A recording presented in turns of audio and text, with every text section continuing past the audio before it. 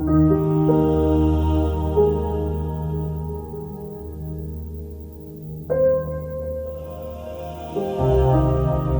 geralmente em dezembro a gente gosta muito de falar sobre Jesus, né? Porque comemora-se o nascimento dele. Então eu escolhi um tema do livro Fonte Viva e a gente vai tentar conversar um pouquinho. Se vocês me permitem, eu gostaria de fazer a leitura. Ela é pequenininha, mas tem muito ensinamento. Então é desse livro Fonte Viva, do Chico Xavier, pelo Espírito Emmanuel. É a lição 127, Humanidade Real. Eis o homem, Pilatos, está em João, capítulo 19, versículo 5. Apresentando Cristo à multidão, Pilatos não designava um triunfador terrestre, nem banquete nem púrpura, nem aplauso nem flores. Jesus achava-se diante da morte. Terminava uma semana de terríveis flagelações. Traído não se rebelara, preso exercera a paciência, humilhado não se entregou a revides, esquecido não se confiou à revolta, escarnecido desculpara, açoitado olvidou a ofensa, injustiçado não se defendeu, sentenciado ao martírio soube perdoar, crucificado voltaria à convivência dos mesmos discípulos e beneficiários que o haviam abandonado para soerguer-lhes a esperança. Mas, exibindo-o diante do povo, Pilatos não afirma: eis o condenado, eis a vítima. Ele diz simplesmente: eis o homem. Aparentemente vencido, o mestre surgia em plena grandeza espiritual, revelando o mais alto padrão de dignidade humana. Rememorando, pois, semelhante passagem, recolhemos que somente nas linhas morais do Cristo é que atingiremos a humanidade real. Porque quando nós pensamos na passagem de Jesus aqui sobre a terra, porque ele passou por 3 anos caminhando, ensinando, exemplificando. E quando ele é posto, naquela semana que todos nós já conhecemos um pouco da história dele, quando ele é colocado de frente para Pilatos, Pilatos fala para ele: vós sois o rei? Ele falou: tu o dizes. Mas você é o rei? Ele falou: meu reino não é deste mundo. Se o meu reino fosse deste mundo, os soldados, todos que me seguem já estariam aqui para me libertar. Mas o meu reino não é deste mundo, é o do meu Pai que estás no céu. É mais ou menos essa passagem, para a gente vai achar, que eu só estou resumindo.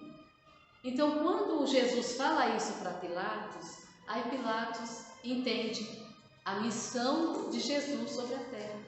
Então, por isso, quando ele apresenta diante da multidão Jesus, ele não fala eis o condenado, eis a vítima, como Emmanuel falou para nós aqui no texto.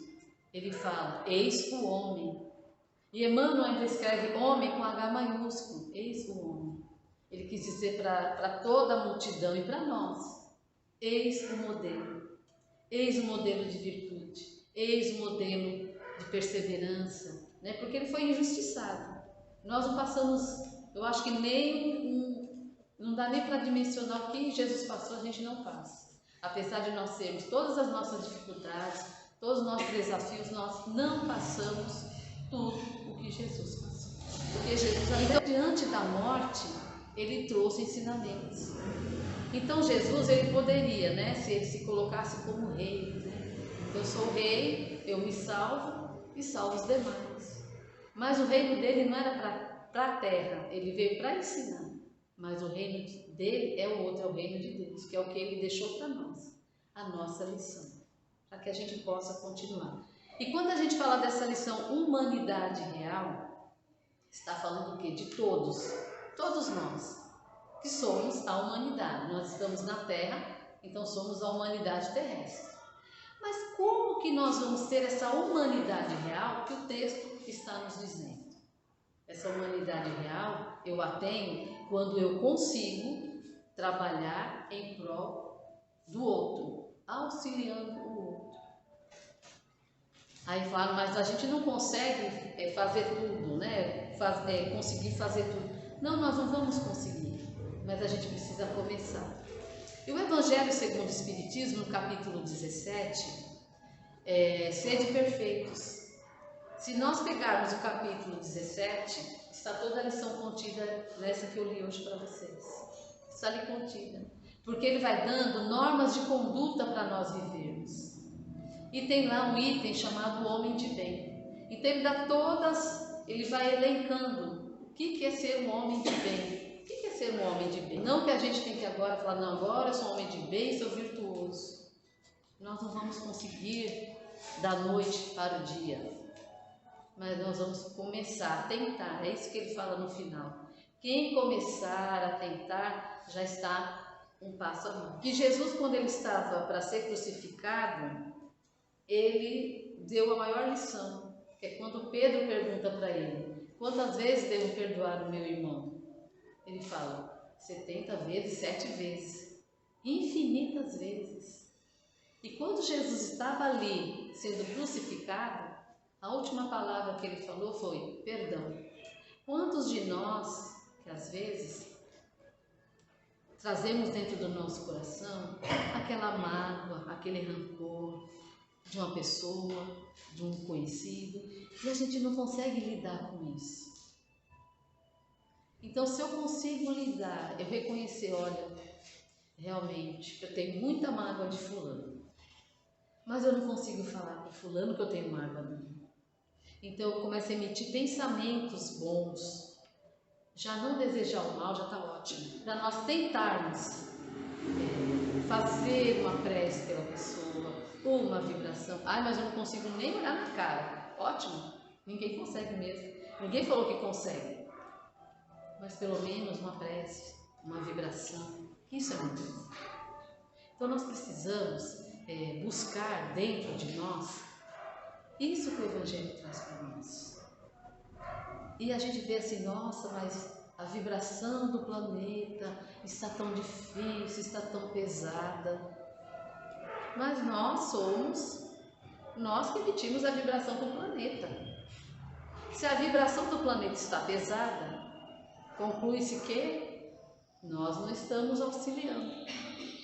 Então nós precisamos fazer um esforço mínimo, é o mínimo, de vibrações, boas vibrações. E a gente só começa essas boas vibrações no primeiro lugar onde nós vamos levar o Evangelho, dentro da nossa casa, com quem nós convivemos. Porque para a gente sair no mundo pedindo vibrações, pedindo a paz, pedindo amor, se não começarmos naquele círculo que nós estamos familiar, não adianta muito, não tem muito efeito. Então precisamos começar primeiro nos nossos lares, olhar quem está do nosso lado, dar mais atenção, dar uma palavra, a palavra dele vai ficando, mas nós precisamos internalizar as palavras dele e ir para a ação, porque aí nós vamos conseguir mudar um pouquinho as vibrações. A gente fala, ai, tá tão difícil, mas na tal época era assim. Cada época nós estamos passando por essas épocas, porque o mundo está mudando, mas o mundo não muda se a gente não mudar. É nós que temos que fazer a mudança dentro de nós, essa mudança interna, essa mudança que Cristo pediu para nós. Porque Ele não veio impor, Ele não impôs nada. Ele não chegou, apontou o dedo e falou, não, você tem que seguir, tem que fazer. Não. Ele simplesmente usava do amor que Ele tinha. Ele fazia com que nós pensássemos no que Ele estava falando. Ele não impunha. Então nada é imposto. Tudo é colocado para nós. Para a gente pensar, começar a pensar um pouco sobre essa vinda de Jesus até a Terra.